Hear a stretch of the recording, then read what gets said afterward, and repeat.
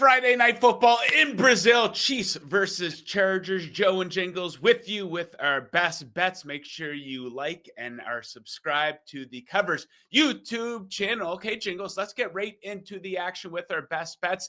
I'm going to attack that total. I'm going to go under 45.5 points. So these teams played in two low-scoring games against each other last season, combining for 27 points in one game and 36 in another.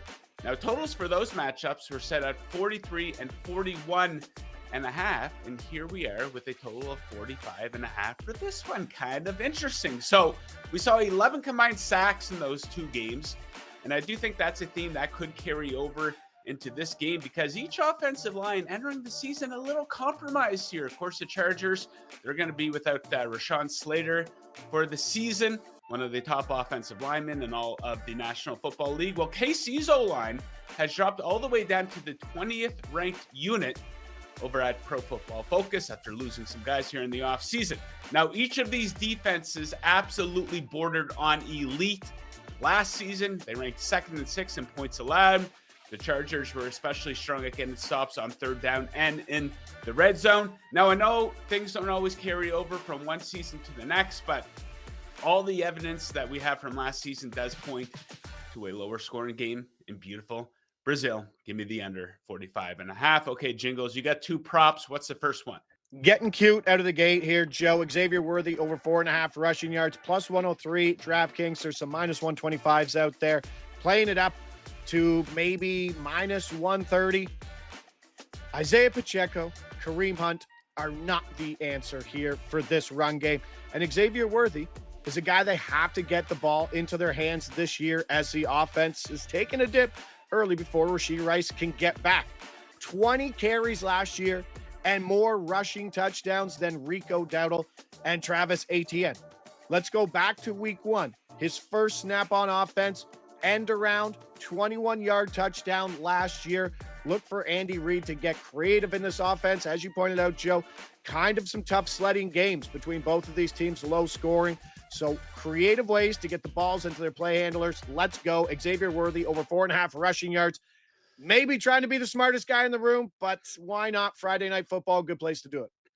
Okay, a lot of big names in this game. Will Disley is not one of those big names, but I'm going to take the over for him on his receiving yard total of 17.5 yards. So go back to last season. The Kansas City Chiefs allowed more receiving yards to tight ends than any other team in the National Football League. Disley was able to take advantage of this.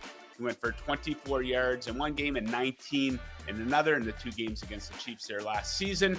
Now, yes, he could have some competition at the tight end position for the Chargers here this season, but he does enter the year as TE1 on their depth chart. And this number of 17.5, it's way below his average per game last season. He did average 32 receiving yards per game last season.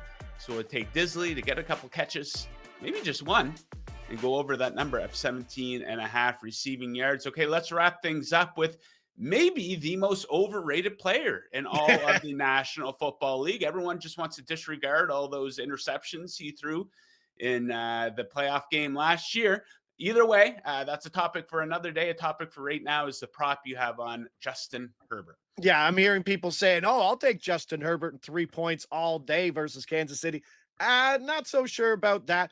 But I do agree with you on some fronts with Justin Herbert, but I want some negative game script in this prop, and that's hopefully what we get. Justin Herbert over 12.5 rushing yards, minus 115. That's at Bet365. There's a lot of 12, minus 20s out there. Playing this to 14.5. There's some 15.5s up there. Why are they there?